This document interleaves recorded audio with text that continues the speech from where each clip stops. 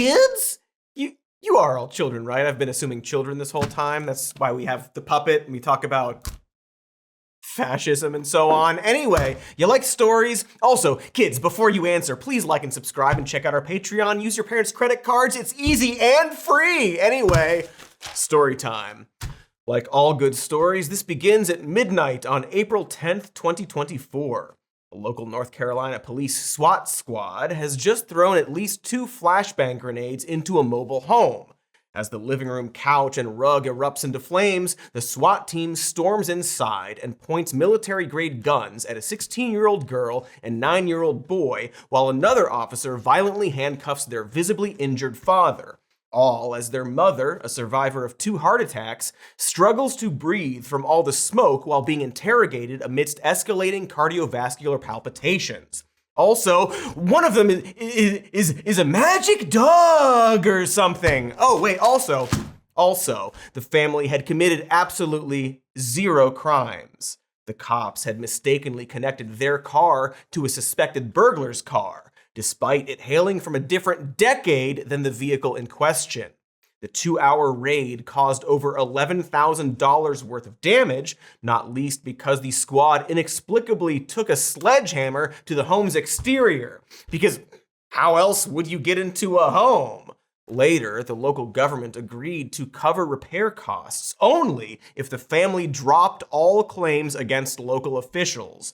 And then they lived happily ever after? Probably not. So here's some news, and also the moral of this story. What the fuck? Even if they were at the right house, even if, why would a bunch of rural North Carolina cops need to use any type of grenade to confront a suspected burglar? Or an entire SWAT team for that matter? But mainly, and worst of all, why aren't I, or you, in the least bit surprised by that story? We've all just accepted that cops, even small-town cops, are these armored, militarized behemoths ready to rappel into your one-bedroom apartment if you so much as forget to pay a parking ticket. This is, of course, in concurrence with ICE and Border Patrol and National Guard troops invading our city streets and brutalizing citizens. And you probably started to realize that all of these groups, more or less, look and act the same. By which I mean, like the military, which is wild. It's like we've slipped into the Paul Verhoeven verse and didn't even flinch. And not the cool one with all the sexy ladies. No, the other one.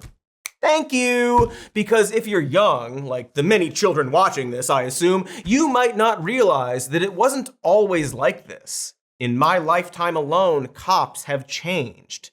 And I'm pretty young, got some years left. So what happened? Let's explore. I bet it has something to do with 9/11, right?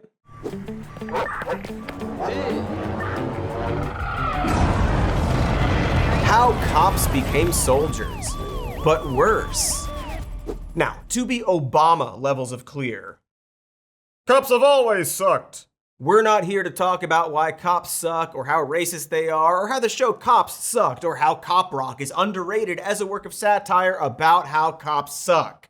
We are talking about how the line between the military and the police has blurred, if not vanished. Because if you're amongst the more than 4 out of 5 Americans who live in an urban area, your local police force probably looks more like an army brigade than hat-tipping corner cops. And that's not only when they're conducting tens of thousands of SWAT raids each year.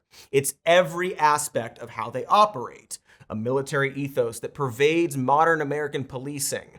And that's thanks to a number of federal programs that have gifted state and local police forces billions of dollars worth of surplus military equipment like it's a white elephant party at Ammu-Nation. From body armor to rubber bullets to MRAPs, which are military vehicles specifically designed to survive the roadside bombs and landmines for which American cities are so famous. In fact, even small police forces have inherited enough unnecessary gear that many publicly donated some of their war dildos to troops in Ukraine, a country with a smaller military budget than the New York Police Department alone.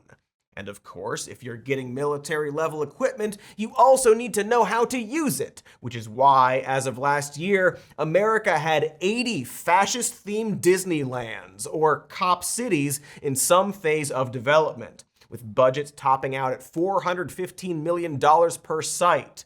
No expenses are spared on these college campuses for budding stormtroopers, which offer exciting amenities like mock urban blocks, areas for testing explosives, and test tracks where you and your bro Donkey Punch can joyride until his vomit turns pink. Also, school shooter simulations, complete with fake schools to bust up. We are going to put people through like scenarios what they think is a movie. The difference is there's no script. Cover me! Covering! Okay, ready! And whatever happens, happens. Wow, looks radical! By which I mean extreme. By which I mean excessive. Maybe it's just me, but telling cops they are living out a movie while they tear through a fake school seeking out someone to shoot doesn't seem like a great idea, but at least American cops don't have to rely solely on their own pricey playgrounds. They also regularly train with other foreign and domestic military forces, picking up skills like urban warfare and intelligence gathering. In short, if it feels like cops are acting a lot like soldiers, that's because they are. They have some of the same equipment and training. And I wanted to bring up school shootings because the history and origin of police militarization is directly related to fear. Also racism, of course it is. So gather around and get comfortable. Have a beer. Eat like 4 tabs of acid. It is time for... I forget. Shouldn't have done all that acid. Okay, well, why even have a segment intro then? Whatever. Our story really starts in the mid-1960s, when a wave of civil unrest sparked by acts of systemic racism had some white people feeling stressed. Not because of the hideous legacy of slavery and Jim Crow laws, but because all that civil rights stuff had gone too far. Meet the silent majority, aka a term popularized by Nixon to refer to a large group of hypothetical Americans who didn't express their views through protest, but who instead quietly approved of, well, whatever the person using the term wants it to seem like people approve of. Like how a silent majority of people in my home think I should get a Predator tattoo. During this same time, it should be noted that America saw its first mass shooting, which concerned cops everywhere. But one budding LAPD inspector got an idea. Specially trained, military-style police squads who could respond to high-stress hostage situations or urban riots with speed and tact, also known as SWAT teams. Now, at the time, SWAT teams were actually controversial, as other leaders at the LAPD didn't understand why police officers protecting the peace should carry wartime weapons.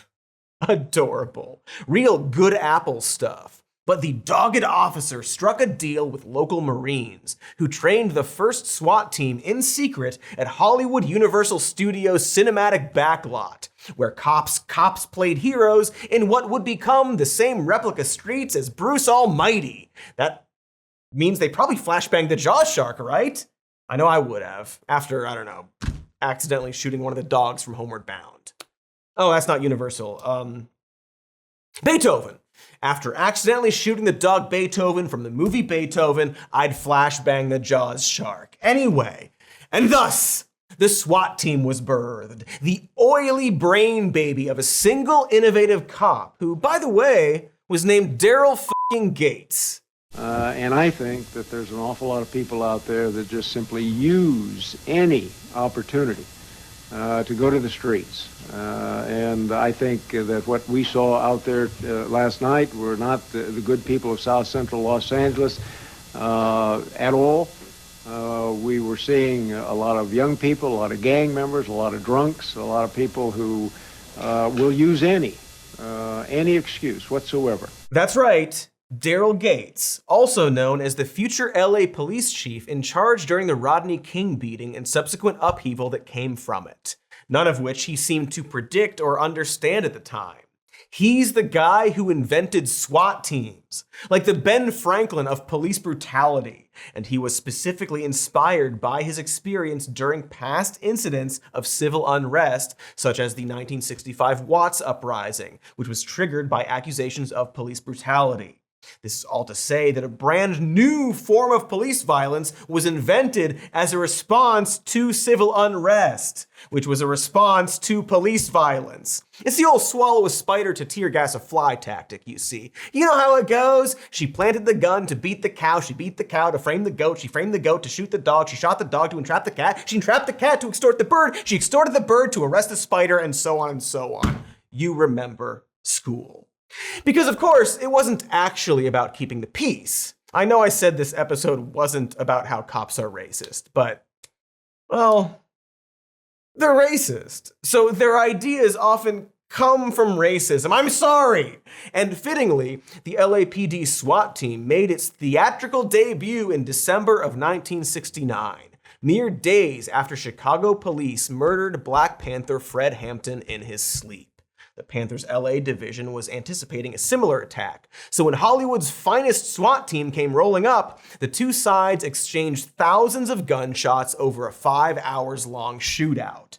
The Panthers eventually surrendered, and unbelievably, nobody was killed. Even more unbelievably, this became a PR success for the SWAT movement, because if there's one thing white Americans disliked more than the rapid exchange of gunfire on crowded city streets, it was the Black Panthers.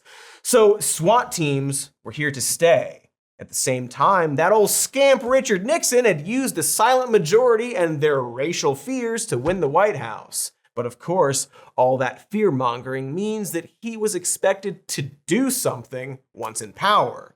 He didn't really care about reducing violent street crime like robberies or homicides because states and local cops would get all the credit for that. No, this failed orange juice entrepreneur turned president needed a federal cause worth fighting for. And thankfully for him, thankfully for him, his jowled maw found something real juicy. America's public enemy number one in the United States is drug abuse.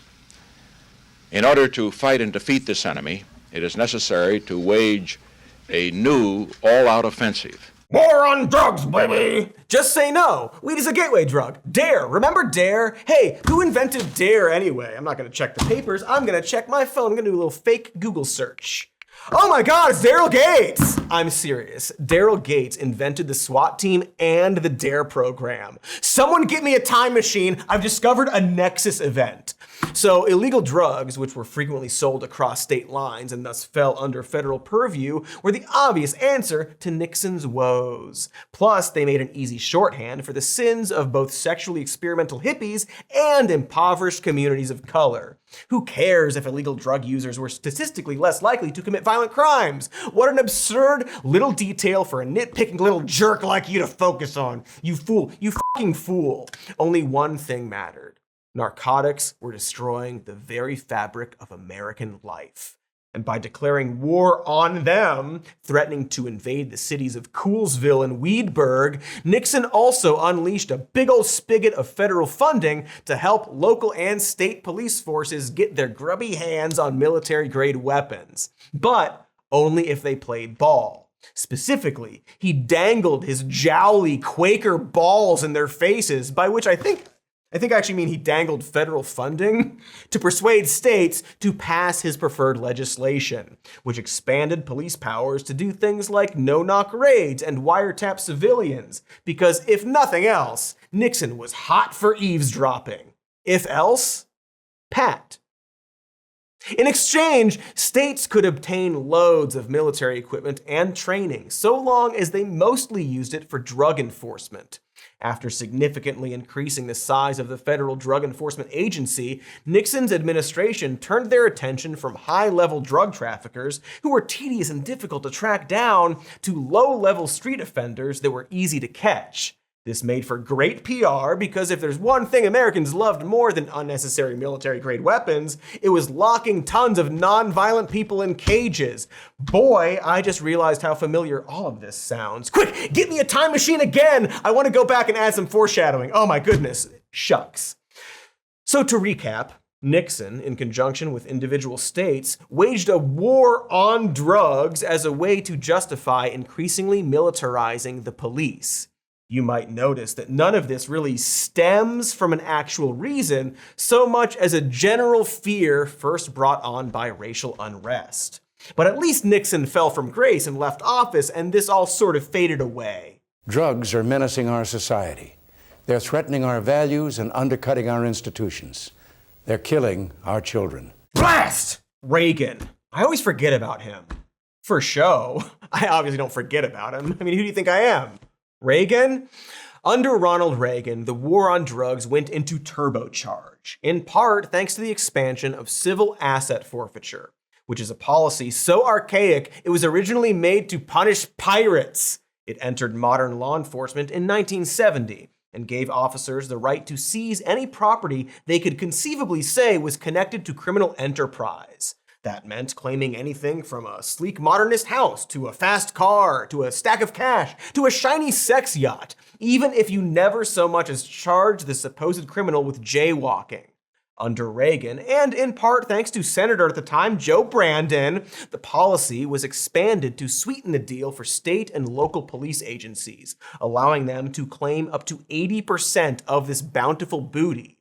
Now, cops had every reason to, number one, focus on raiding suspected criminals in their homes, where they kept all their nice jewelry, and, number poop, prioritize minor drug cases where there were assets to seize, rather than more important stuff like, I don't know, off the old dome. Rape and murder? Those were scary for sure, but didn't come with free prizes. Between 1985 and 1991, the Justice Department seized $1.5 billion worth of assets, a number that would nearly double over the next 5 years. Instead of keeping their communities safe, cops now had every financial incentive to raid the nicest homes in their neighborhoods. What could possibly go wrong? Probably. Eventually, asset forfeiture was raking in so much dough that many states started passing laws to funnel the funds away from police budgets and into frivolous things like public school systems. Gross and cringe, 6, 7 or whatever. But luckily, police had an easy loophole. They could just call in the feds and thus skirt any pesky state laws. And this is officially how our police force and our military touched tips. The war on drugs was this hazy national crisis that spanned state lines and proved to be extremely lucrative at the same time. And since it was all framed like a war, the military was granted license to help fight drugs via things like transporting personnel, loaning equipment, and even flying U-2 spy planes over small California pot fields, which probably made for a lot of shitty body highs in the Golden State. This only escalated in 1986 when Reagan declared drugs were a national security threat. By this point, federal funding to stop war crimes, stop pot dealing, was pouring out faster than cops could spend it. Between 1980 and 1995, SWAT deployments rose 1,400%, mostly for nonviolent drug offenses. All the while, militarization was disproportionately unleashed on, I know you can guess, you're guessing right now, communities of color. Like in 1985 when cops dropped a satchel bomb on a Philadelphia black liberation group, killing 11 people, including 5 children, and destroying 61 homes. Holy gosh darn fuck. And remember, this is all to fight, weed, man. Weed! The thing your parents are probably smoking in the next room while watching Aqua Teen. Hunger Force! That's pretty much legal today. The war on drugs was objectively a sham.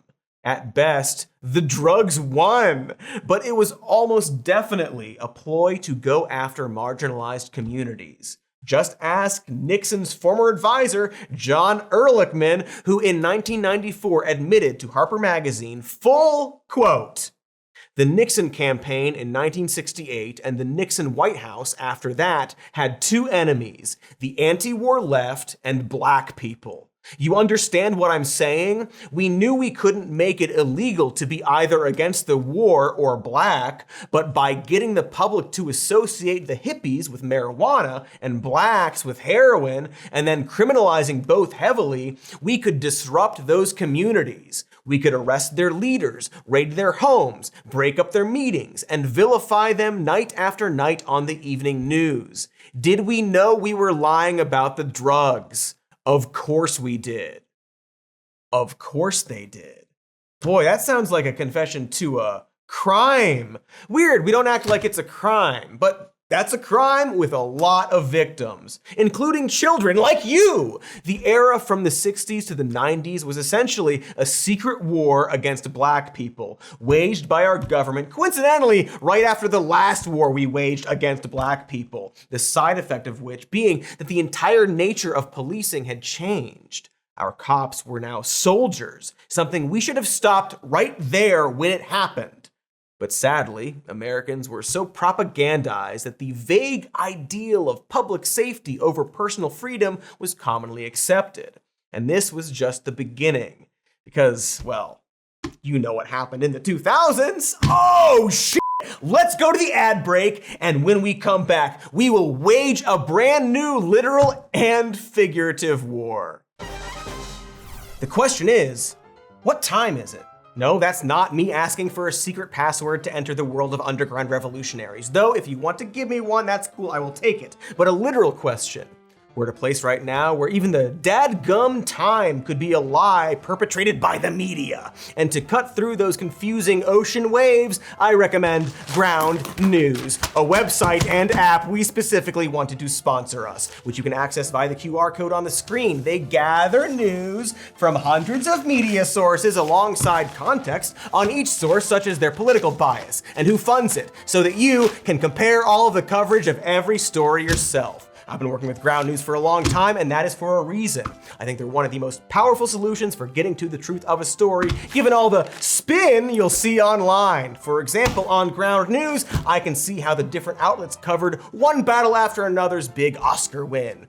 Most outlets, as you would expect, are being normal, with headlines like, "One battle after another dominates with 6 Academy Awards." But what about other outlets? Specifically, what about the Gateway Pundit's communist propaganda film One Battle After Another sweeps 6 Oscars, including Best Picture? Can't give it a rest for even a second? Can you guys? Oh my gosh. Also, sweeps suggest that it won everything for which it was nominated, which it did not. Just not what the word means. Get an editor. Get offline, shut down your operation. Anyway, that was fun.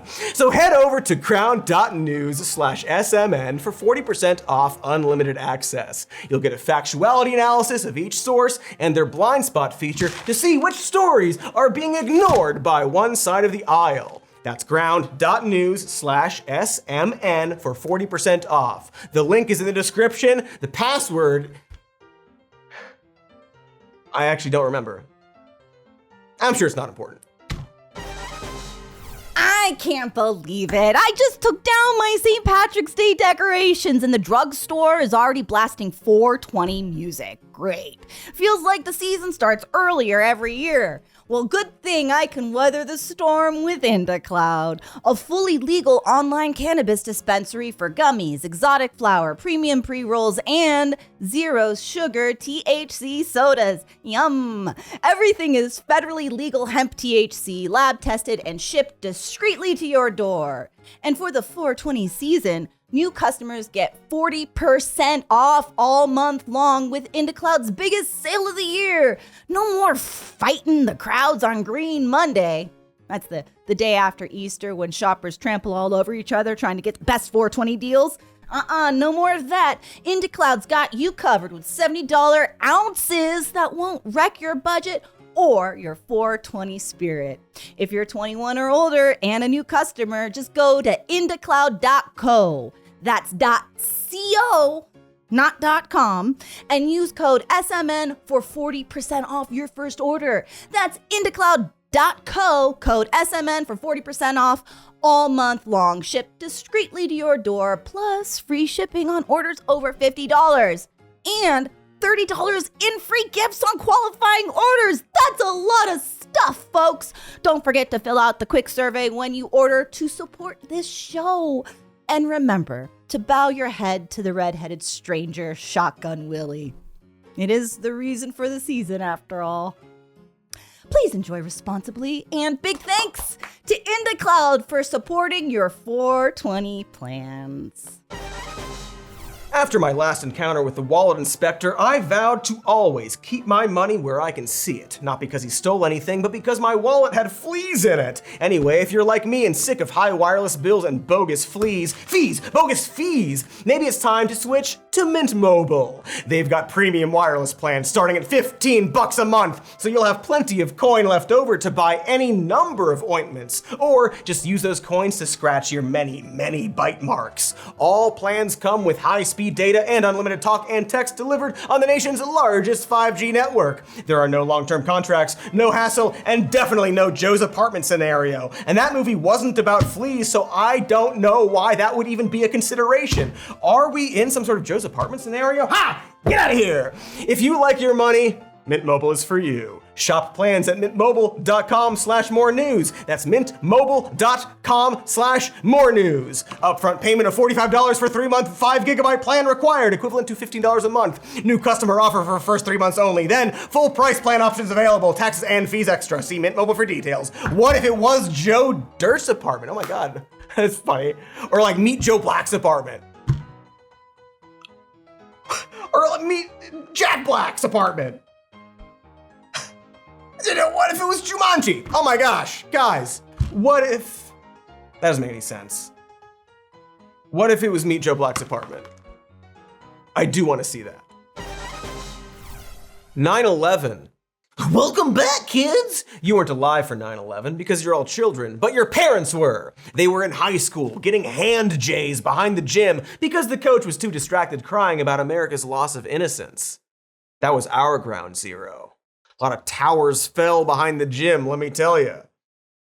So inappropriate. Anyway, we're in the 9/11 portion of our video about police militarization. We just talked about how the war on drugs gave the government a grand excuse to militarize and expand the role of local cops. But that was a mere appetizer to the war on terror. Because one of the first things people wondered after 9/11 was, of course, how did this happen? What failed? Everything was discussed and exposed, from broken radio communications between police and firefighters to an underpaid airport security force of contractors. One thing was for sure: we needed to make our homeland more secure. And so emerged the amorphous concept of Homeland Security, which, if you think about, sounds a little flirty fascist, which is by design. The term homeland was given its modern dress rehearsal by the worst Adolf at the 1934 Nuremberg rally. The Nazis hoped the idea of the homeland would evoke a sentimental shared feeling of national pride. It certainly had that effect on America, whose frightened citizenry basically just consented to a growing security state apparatus, and with it everything from mass surveillance of American citizens without judicial oversight to the detention of hundreds of Muslim people, including American citizens, to the enhanced interrogation of enemy combatants, and I can't overemphasize the scare quotes there. For anyone in our government who wanted to do some authoritarian shit, especially cops, it was a gift. Herman and Julia Schwendinger's book, Homeland Fascism, tracks how presidential overreach was mirrored by federal, state, and local law enforcement, as billions of dollars to combat domestic terrorism flowed into police departments. When combat in Afghanistan and then Iraq escalated, urban warfare was posited as the future of military activity, both home and abroad. See, this is where cops and soldiers really began to meld minds. War wasn't being fought in some grassy field of trenches anymore. It was in cities. In the Middle East, the American military struggled to distinguish between insurgent fighters and peaceful citizens in volatile urban areas, and frequently wound up treating everyone as a potential threat. Ironically, this meant that American military abroad was increasingly acting more like police, just as American police were becoming more like soldiers. More and more were they training alongside or under military personnel in topics ranging from urban tactical operations to counterterrorism operations to intelligence gathering to bioterrorism. Soldier, cop, foreign city, American city, tomato, tomato, potato, potato. I just made myself hungry for war! Because on top of this, since the 1960s, American cops have adopted a warrior mindset, specifically when it came to policing cities. We've talked about this in our previous episode about their training and how they are often told they are God-ordained Batmans watching over a city. And the war on terror very obviously furthered this mindset, which of course alienates cops from the people they are supposed to protect. Suddenly, everyone in a city is seen as a potential threat, which in turn makes any act of protest, mobilization, activism, or even just plain survival to be seen as soft-serve urban warfare that demands a paramilitary-like response.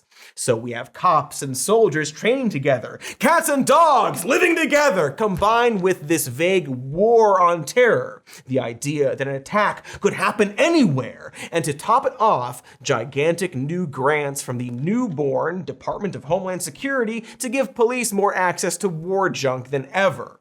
Over $35 billion in total between 2002 and 2011, plus discounts on military equipment, plus a Pentagon program that allowed the DoD to literally just give out war gear to local cops. Like the hand-me-downs your little sibling got, or in my case, the hand-me-downs me got. Specifically, in this case, $7.6 billion worth of hand-me-downs. The results look like this.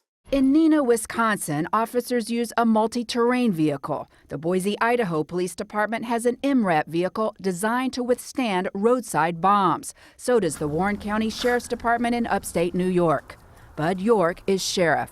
I'm hoping I never have to use this vehicle, but if I do have to use it, I'm not going to have to worry about my people or possibly the public being injured. Ah, yes. Better to have a mine-resistant ambush-protected vehicle and not need one than to need a mine-resistant ambush-protected vehicle and not have one. So weapons were flowing like this sweet, sweet spice melange, sometimes with hilarious results. The tiny village of Winthrop Harbor, Illinois, population sub 7,000, received 10 helicopters, an armored vehicle, and 2 Humvees. Grand Forks, North Dakota acquired more biochemical suits and gas masks than it had police officers to wear them. And if that's not the American dream, I don't know what is. And this is just the stuff we know about, because each police force is subject to different levels of oversight.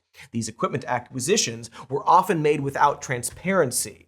In 2017, one government watchdog agency conducted a sting operation in which it posed as a fake law enforcement agency applying to obtain 100 pieces of military equipment from the Pentagon. I'm tickled and terrified, TMCR, to report that their application was approved within 1 week. But don't you scoundrels get any funny ideas, ha ha ha, don't do it, polite laugh. Our country has lost its mind, ha ha ha ha ha ha. Like seriously, what the f are we doing, ha ha ha ha ha. Can I leave, ha ha? Is there a way to escape like a hatch? Where's the hatch? I've memorized the code, I can do good work in the hatch. 4, I don't remember the rest. 8, 15, 16, 23, 42. Anyway, the National Association of Police Organizations has called the use of wartime equipment life-saving and essential for street cops because they're scared little babies. While he was Attorney General, Jeff Sessions said that this equipment sent a strong message that we will not allow criminal activity, violence, and lawlessness to become the new normal. That message continued, saying, also, we're really paranoid and terrified and overfunded. Stay in your homes! I might have added that last part, actually, because just in case you were wondering, none of this made us safer. That's pretty important to note. According to 2 peer-reviewed studies from 2021, distributing military equipment to local law enforcement has no calculable influence on either crime levels or officer injury rates.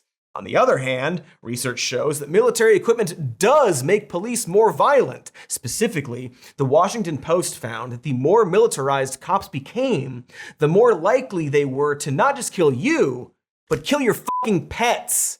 This also, to nobody's surprise, overwhelmingly harms, you've already guessed, black communities. Beyond that, the most obvious study in the world found that watching small-town police forces parade around with automatic rifles makes people kind of hate cops. And how? I mean, you don't even really need a study. Just look at what happened in Uvalde, where the heavily equipped police force just sat around outside of a school classroom while kids inside were being killed. That alone tells you that police are both overfunded and not protecting anyone.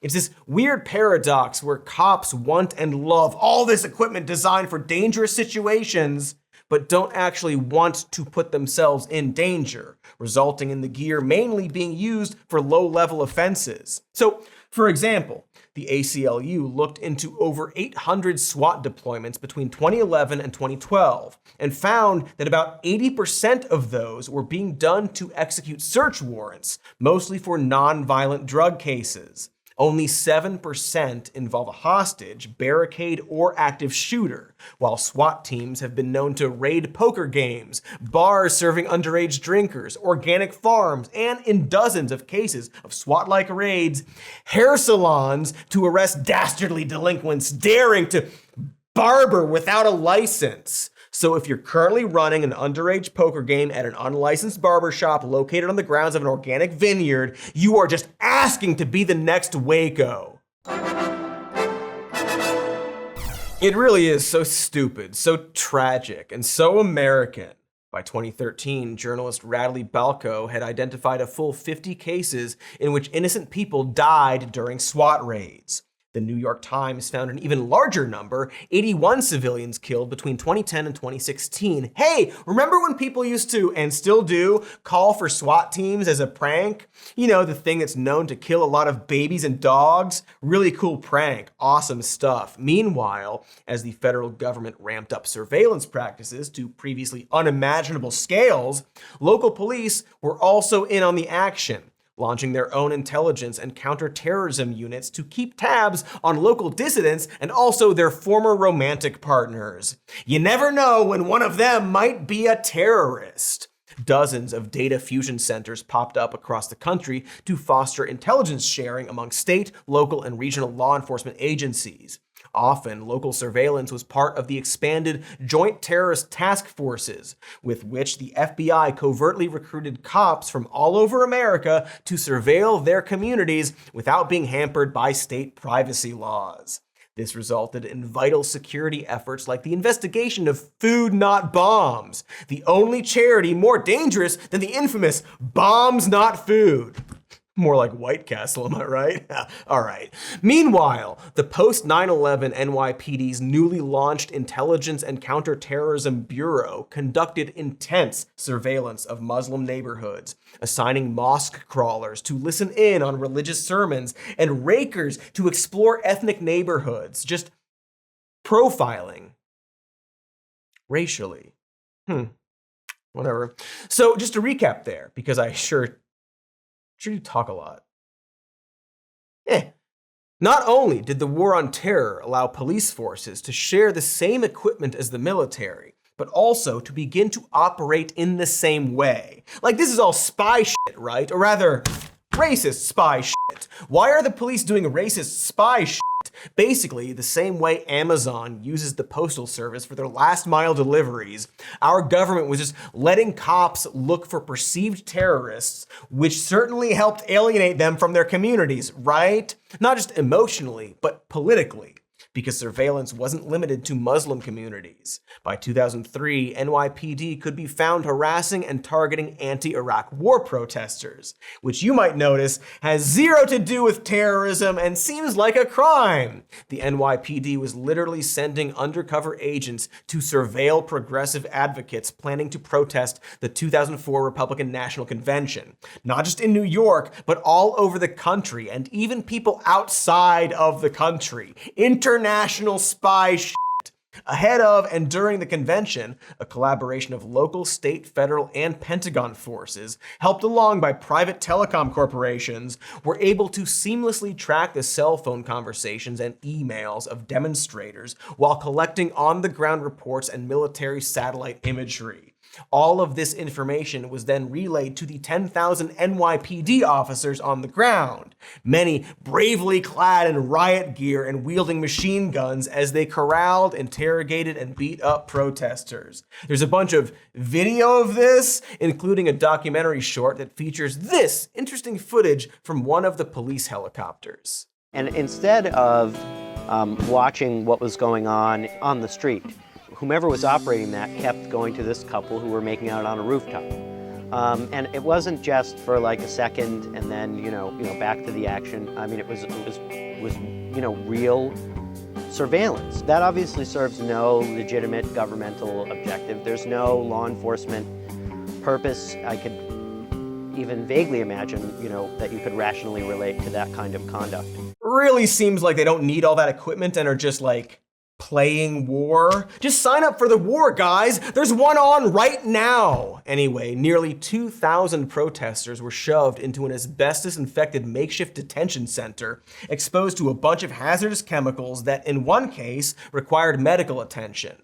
Also, they were denied access to lawyers, given limited bathroom breaks, and were forced to sleep on the floor. Many were there for 20 to 30 hours, all so they could ultimately be served with a fucking ticket. This obviously is all super gross, and not just because of the asbestos and helicopter pervert stuff. It shows that, during the War on Terror, police realized a few things. For starters, fighting terrorists was a good way to get funding and do cool spy stuff.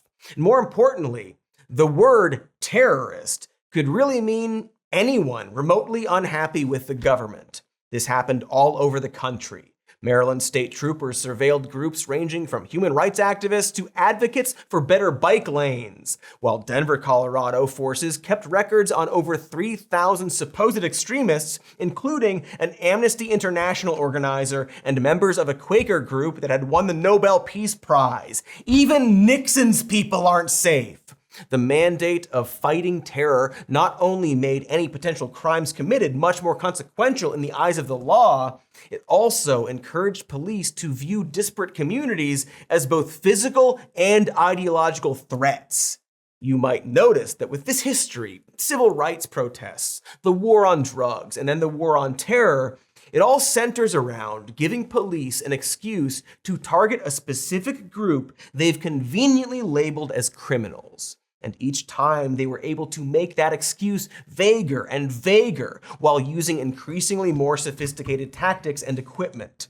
This slow creep where cops are now operating less as members of the community and more like an invading force. In fact, and not at all surprisingly, since 9/11, thousands of American state and local police officers, as well as federal FBI and ICE agents, have gone to Israel to train under the country's police, military, and security forces.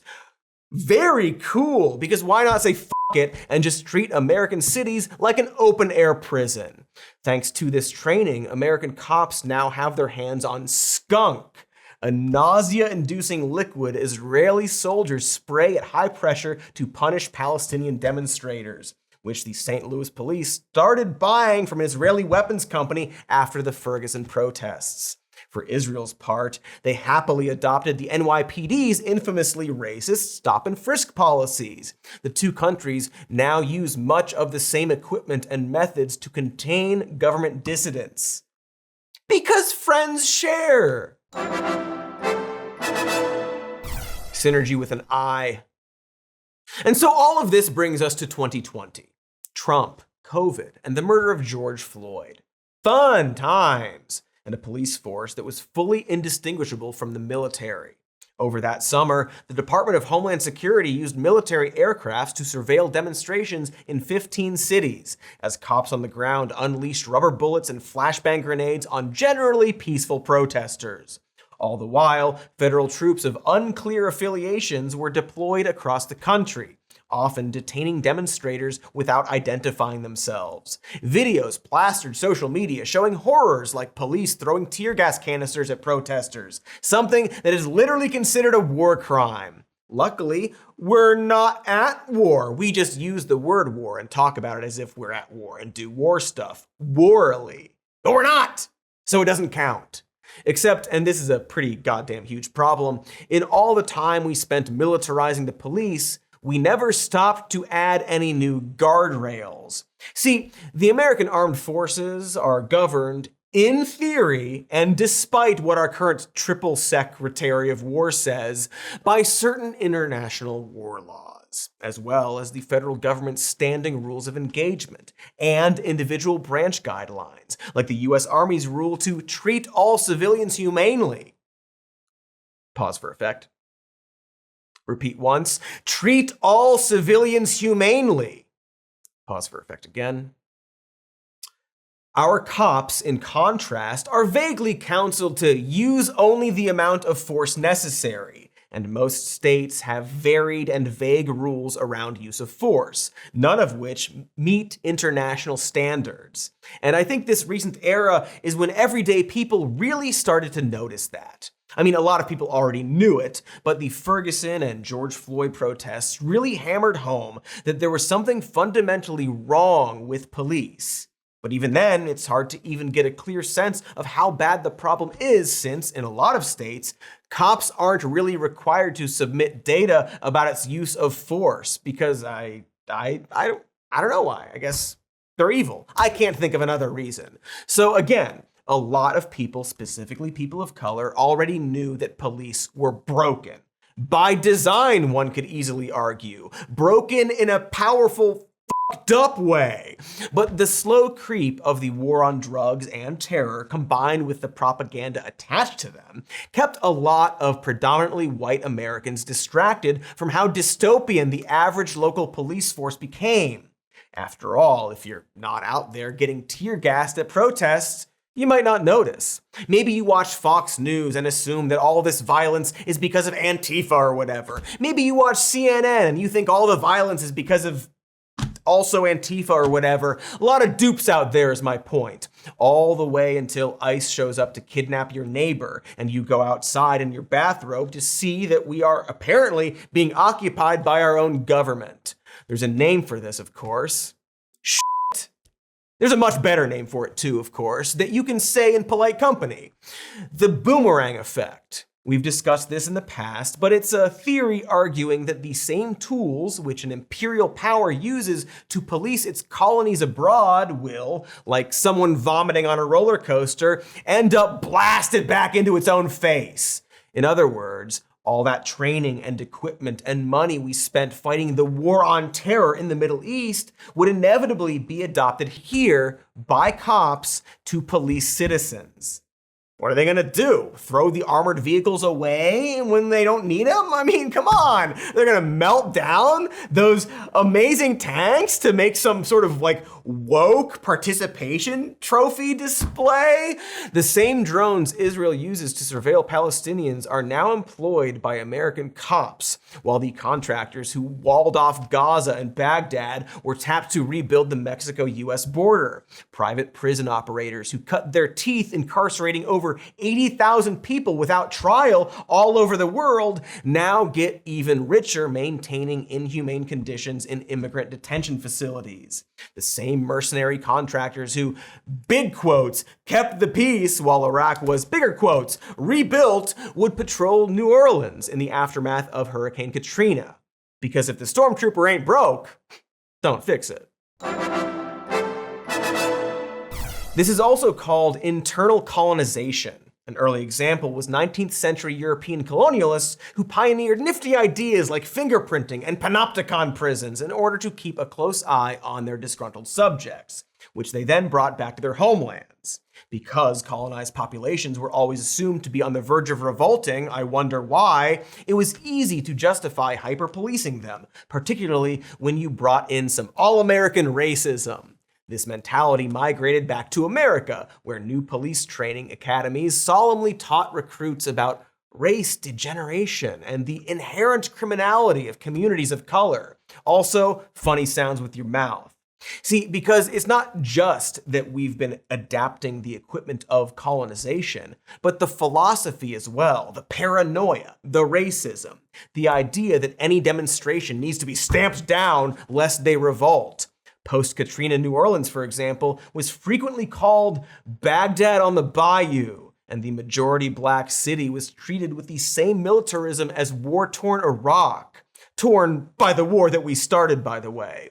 People in both locales were treated as de facto criminals, with post-hurricane survivors painted as violent looters rather than people fighting to, stay alive despite the government's, let's call it less than stellar disaster relief efforts. Again, it's a slow creep made faster by the war on terror. Before we knew it, American cities had become as militarized as any colonial space, via police checkpoints, military-style fences and barbed wire fences, and so on.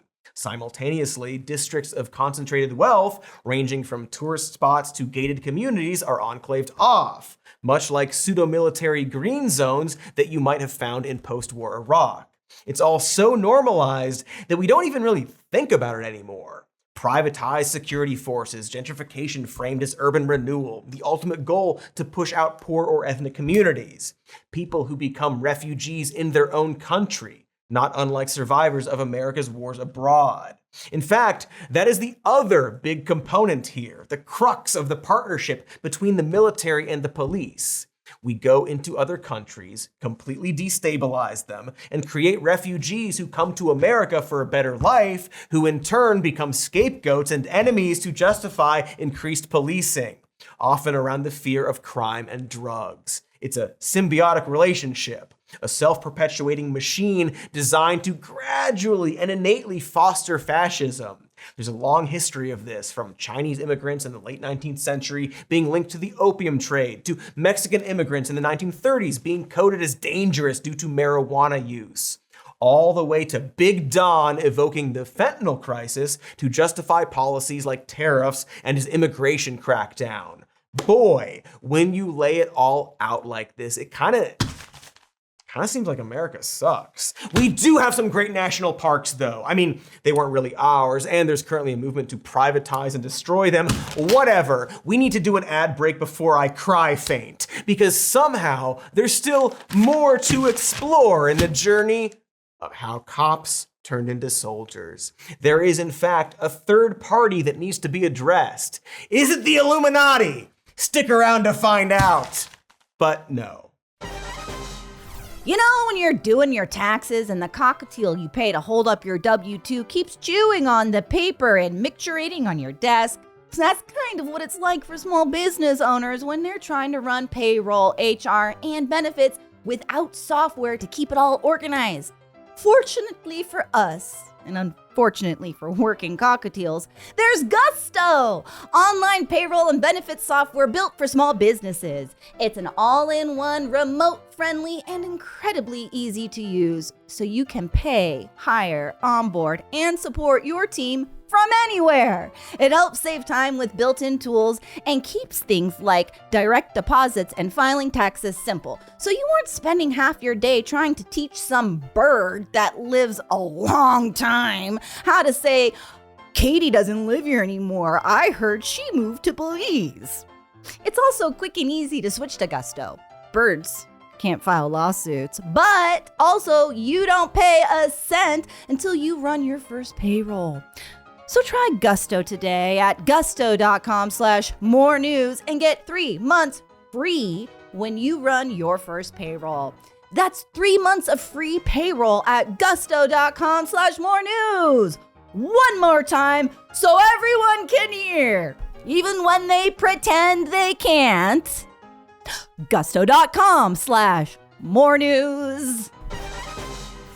So I just got pulled over by the fun police, and they told me that I hadn't been watching enough content. More content, they said, as I had my hands on the hood of my used Altima. Specifically, they said, Pluto TV has thousands of free movies and TV shows. Is that right? I replied quizzically. You mean movies like Pineapple Express, Gladiator, Motion Capture La Ventura, The Mighty Mighty Flintstones, Bury My Hand at the Place Where Hands Go, The Shakes That Barley the Wind, the entire Star Trek film franchise, the 1976 Tampa Bay Buccaneers team of, well, they were a team, isn't that enough? Taquito Jones and Tell Bert You're Pregnant? Yes, the cops that you remember I was talking to said. And, they continued, TV shows like Survivor, SpongeBob SquarePants, Paw Patrol, The Fairly Odd Parents, a Game of Thrones spin-off show that's just the history of House Florent, a Twin Peaks spin-off show that's just about Nadine Drape Runner's business, Taquito Jones the show, and Ghosts. Great, I said, so they let me off with a warning. This time. Pluto TV is always free, I thought to myself on the way home. Stream now, I continued to think. Pay never, which wasn't a part of the quote. I'm just telling you, I thought stream now, and then I told you pay never. As a social butterfly who is overwhelmed by the news, I often like to wind down the week by having a few drinks with friends. You know, sing What's Going On at karaoke, blow off steam, temporarily pause my doom scrolling, etc. And even though I am very responsible and well hydrated, I still want to make sure I am at my best the next day. And that's why I use the world's first genetically engineered probiotic, Z-Biotics Pre-Alcohol Probiotic Drink. It was invented by PhD scientists to tackle rough mornings after drinking. Here's how it works. When you drink, alcohol gets converted into a toxic byproduct in the gut. It's a buildup of this byproduct, not dehydration, that's to blame for rough days after drinking. Pre-alcohol produces an enzyme to break this byproduct down. Just remember to make pre-alcohol your first drink of the night. Drink responsibly, and you'll feel your best tomorrow. As a 40-something-year-old, I am very excited about this sponsor. Now I can enjoy a night of dive bar karaoke and still feel good enough to go skiing or biking or whatever the next day. It is important to note that this is not a supplement, it is a probiotic. And again, you still need to consume alcohol responsibly, but if you're a 1 or 2 drink kind of person who wants to wake up refreshed after a night with friends, this could be for you. So go to zbiotics.com/more news to learn more and get 15% off your first order when you use code more news at checkout. Z-Biotics is backed with a 100% money back guarantee. So if you are unsatisfied for any reason, they'll refund your money, no questions asked. Remember to head to zbiotics.com/more news and use code more news at checkout for 15% off. Ow! Because I'll wake in the morning and I'll step outside and I'll say thank you, Z-Biotics. Daryl goddamn Gates. I still can't get over that. But hey, he's dead. We got him! So we're jazzing on about the police, the military, and how they've slowly, over decades, melded together to form this new flesh of fascism. We've pointed to the war on terror and war on drugs as major turning points for this mushing. But there's a third entity we have yet to fully explore. Capitalism, of course, of course! It's like Voldemort in every Harry Potter movie or book. We haven't talked about all the goddamn corporate money. Because all these weapons and surveillance equipment are being made by someone, right? Thanks to War on Terror era grants, weapons companies can offer direct sales of equipment to cops without any middleman. Many police forces now staff full-time grant writers who spend their days fantasizing about what lethal equipment to import to their neighborhood. For smaller towns, gun companies will often offer direct help to cops with drafting bids to earn government grants to buy their weapons. Just out of the goodness of their hearts. Most gallingly, these programs all typically operate without oversight or accountability from the federal government, much less people who don't want their cops running around with flashbang grenades. But wait! There's more! Billion-dollar industries surround every aspect of policing. There's the police consulting and training field, which includes expensive training programs that teach cops casual everyday skills like how to use a military sniper rifle. At the same time, tech companies are equipping police forces with everything from surveillance cameras to data brokers to facial recognition such as Clearview AI, which has categorized 30 billion faces. Clearview came in particularly handy after the January 6th riots, something they have boasted about in their promotional videos. Around the country, law enforcement agencies turned to Clearview AI. Among them was the Miami Police Department. They forwarded 13 potential matches to the FBI. Clearview AI saw a surge in usage immediately after the riot. That video also mentions how useful they are for child sex abuse photos. How can you argue with that? Go on, Clearview! Store billions of our faces so that police can identify us in large crowds. Civil liberties, smibberties.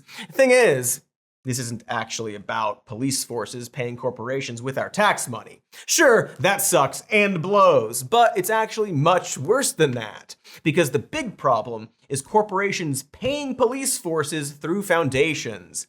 These are quote fingies, charities that essentially function as shell companies quietly funneling millions of corporate dollars into local police department coffers. A sort of fun, dark slush fund for departments looking to expand their infrastructure. These are typically tax-deductible charitable donations from the very corporations who compete for police contracts, which I'm sure couldn't create any blatant conflict of interest. And while publicly funded police line items are typically subject to public review, police foundation funding can be utilized without the same oversight or transparency. These organizations threw over $800 million to police forces across America over a 6-year period thanks to private donors like fossil fuel companies, retail chains, and tech firms. While this constitutes a small amount of total police funding, it's primarily used to pay for new, experimental, and often controversial technology like predictive policing, the exact kind of technology that is making the police more like the military. Or, as NYPD spokesperson Peter Donald once admitted, these foundations fund things the city can't. For example, through the Atlanta Police Foundation, private corporations have provided around 80% of the funding for Project Shield, a surveillance network of over 20,000 public and private cameras. Atlanta is now the most surveilled city in the country. Cool. And when the LAPD chief of police wanted access to surveillance software from Peter Thiel's company Palantir, he didn't turn to the city with its year-long approval process for big-ticket items. Instead, he just asked retailer Target to route the necessary funds through an LA Police Foundation, part of the friendly big box store's long tradition of funding surveillance technology, which is then used to police petty retail theft. Target, supporting the police surveillance state. Check out their Black History Month merch. But to be, I guess fair or whatever, Target is but one of many companies doing this. Almost 70% of police departments have copped to maintaining direct partnerships with major corporations via these police foundations, with partners ranging from usual suspects like BlackRock or Facebook or AT&T to more surprising special interest groups like the whole ass country of the United Arab Emirates, which wrote $1 million check to the NYPD in 2015. Notably, Amazon has donated handsomely to police foundations across the country and spent years agreeably letting 1,800 police agencies check out the footage captured by its Ring security cameras. Call me paranoid, you're paranoid, but it sure seems that when private corporations and foreign countries are allowed to pay the police millions of dollars, it's almost like those police forces are no longer incentivized to serve and protect their citizens, but rather the interests of those corporations and foreign countries instead. I don't know why, but I feel like I have to put that in big, bold writing. When private corporations and foreign countries are allowed to pay the police millions of dollars, it's almost like those police forces are no longer incentivized to serve and protect their citizens, but rather the interests of those corporations and foreign countries instead. I don't know, did that get the point across clearly enough? Do we need to show the nifty graphic full screen again? I just really want to make sure people understand this. The police, as a whole, absolutely do not serve everyday people, at least not as their primary function. They are there to protect the assets and peace of mind of the wealthy. This is why law enforcement also has an extremely BFF relationship with real estate companies. For example, as an urban neighborhood gentrifies, 911 and 311 calls typically rise, which leads to higher levels of misdemeanor arrests for petty charges like loitering or noise violations. This doesn't actually help anyone, but makes the rich honkies feel better, right? This benefits property owners who see land values rise as their neighborhoods become more favorable, while police budgets rise too as property taxes and thus local revenue grows. And they all know this. At one 2014 New York Police Foundation gala, corporate donors were gifted bulletproof vests as swag and presented with a slideshow comparing rates of falling crime to rising property values. At the time, Mayor Bill de Blasio commented that as a homeowner in Brooklyn, he was particularly delighted. Urban housing expert Samuel Stein argues that de Blasio, like his predecessor Michael Bloomberg, saw luxury development as the solution to the city's woes. To achieve that transformation, they believed crackdowns on small-scale, quality-of-life offenders by well-armed police forces were crucial. Of course, this isn't just happening in New York. Houston billionaire John D. Arnold clandestinely funded aerial surveillance over Baltimore, tech first developed to monitor activity in Iraq and also tested by the LAPD in Compton. While fossil fuel giants like Chevron and General Electric have helped the police in clamping down on dissent by proposing crime bills designed to outlaw protests at infrastructure sites that bring them bad PR. I mean, just look at Donald Trump, gentrification personified, who dreams of bulldozing Gaza to put up Trump hotels. This is why gentrification is such a buzzy word. In many cases, it's describing imperialism done on a smaller scale in our own neighborhoods. It's the same mechanisms of violently pushing out the undesirable poorer classes in order to rebuild for the elite. Whether it be a neighborhood or an entire country, it's usually for a Starbucks. And so the police serve the exact same purpose as the military. This is why that cop city in Atlanta was so grotesque, by the way. It's not simply about needing a place to train cops. That is a $115 million paramilitary police training center primarily funded by Georgia-based corporate donors ranging from Chick-fil-A to Coca-Cola to Home Depot. It was built on land violently stolen from the indigenous Muskogee people during the Trail of Tears, which was then converted into a slave plantation and then revamped into a prison labor camp because perfect. It represents everything wrong with policing in this country. A police industrial complex brought to you by Bank of America. Listen, kids, it comes down to this. Nobody wants to live in fear. Crime is generally bad. We all agree on that. Boo, murder! But what you have to understand is that the police have never really existed to prevent crime.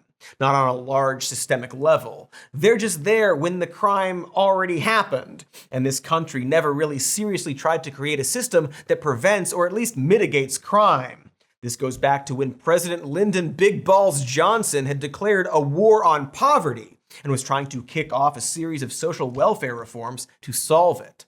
But got sidetracked due to public opinion and refocused on the topic of crime. And so, despite evidence at the time that systemic poverty was a leading cause of crime in the first place, Johnson helped establish a punitive system of law and order that prioritized police presence. And then we just never looked back. Imagine a garden, a lush, beautiful marijuana garden. But for some reason, not all the plants are growing strong. You're getting a lot of ditchweed looking turds, snickle frits. And what you want to do is troubleshoot the soil, open access to resources like sunlight and water, nurture the plants so they can grow strong. But imagine, instead of that, you hired a landscaper who just kept coming over and yanking out the bad plants and spraying your precious weed with chemicals and shit. And you never solved the problem. You just kept hiring this landscaper to come back every week. Now, this analogy may seem crass because we're comparing people to weeds and whatnot, and I understand and agree. But incidentally, this is somewhat similar to a tactic employed in Gaza by our collaborator and training buddy Israel, and they literally call it mowing the grass. That's essentially what we're doing with the police. But more sinisterly, it's as if that hypothetical landscaper kept asking for billions of dollars in order to buy elaborate equipment while secretly funding and supporting political efforts to keep your plants unhealthy in order to perpetuate the cycle. And as a result, ultimately brutalized your entire garden until all your precious marijuana is gone. I'm sorry for calling criminals ditchweed. Again, it's hard to build a perfect metaphor. But that is basically the problem. A fundamental misunderstanding of how to prevent crime thanks to decades of propaganda. While it began with real fears, crime has since gone way down since the days of Lyndon Johnson, and it is still down, which, as we noted before, doesn't have much to do with our increasing police budgets. As it stands, of the millions of arrests made in America each year, roughly 5% involve violent crimes at all. And at the same time, our fear of this perceived crime just keeps going up, all while we've never once bothered to explore the root causes of that fear or crime. And this is, of course, in tandem with decades of television and movies and video games depicting cops as action heroes and loose cannons traversing scum-filled cities like they were war zones. Do you remember the point-and-click game Police Quest? A more serious cousin to Space Quest or King's Quest or Leisure Suit Larry. The first one, released in the late 80s, took place in a fictional town and was developed with the help of a real cop. It had an almost annoying attention spent on police procedure, calling for backup, proper use of force, and so on. But as they kept making those games into the 90s, you can see in real time how the mindset of cops and the job of being a cop devolved. The 1993 reboot, Police Quest Open Season, actually takes place in Los Angeles, complete with racial stereotypes lurking in dangerous neighborhoods and a final fight with a drag queen serial killer while you light them on fire and then watch them die.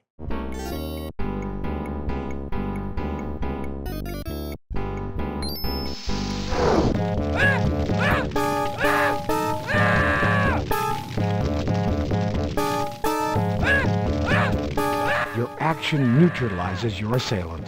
Jesus fucking Christ, put them out! Why aren't you putting them out? What sick cop did they get to make that atrocity? Oh right, it was Daryl Gates, who took over the series in the 90s. Oh my sweet horse.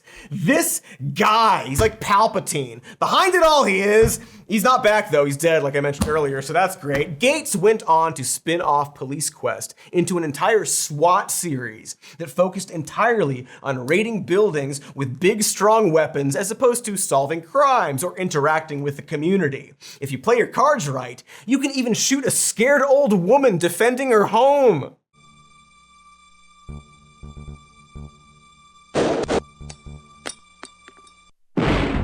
That, let's be honest, hilarious clip kinda sums it all up. From 1987's Police Quest to 2005's SWAT 4, we were gradually fearmongered into allowing our police forces to get bigger and bigger and bigger, mainly with the help of Daryl Gates, I guess, until they began to work in tandem with our military, adopting the same imperialist mindset and forming a symbiotic relationship, invading other countries, creating refugees who we would then demonize and terrorize here at home, all to continue this self-perpetuating cycle of money being fed into law enforcement to exist in service of themselves and the wealthy people in charge.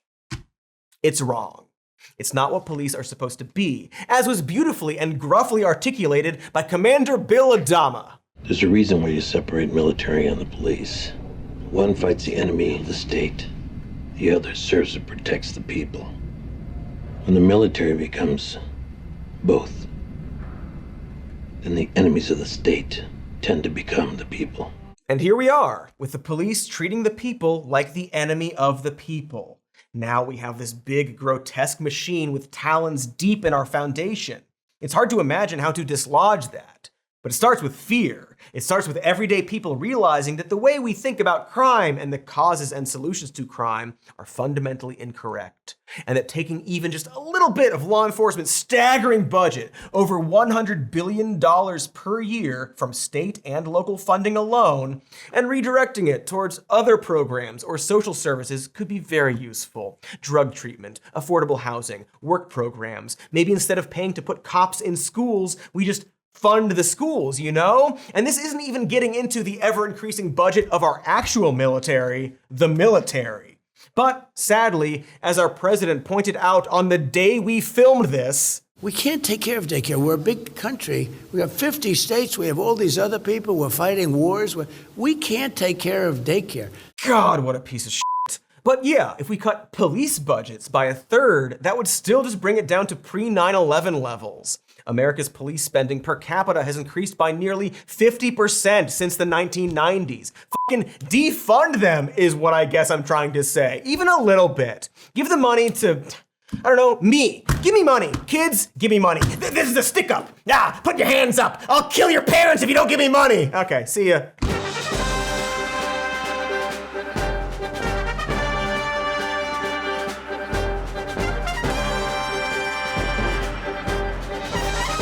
I'm not gonna kill you. Calm down, kids. Jeez, I'm not gonna kill you. Who am I? The US government? Ha ha ha ha ha, we joke because it sucks. Hey everybody, thanks for watching. Make sure to like and subscribe. Make sure to buy Warbo stuff. Buy Warbo stuff. It's on our merch store. We're doing things out of order today. That's the merch part. And the other part, I already said like and subscribe. Leave a comment. Make it nice. Please. And we got a podcast called Even More News. It's on this channel twice a week. Sometimes we live stream. Check that out. Look for the dates. We also have this show available as a podcast if you want to listen to it instead of Warmbo's over there. I can't hold him up anymore. The Warmbo stuff. Look, bottom line, thanks for watching. Top of the line, we got a patreon.com/some more news. Check it out. Middle of the line is the center.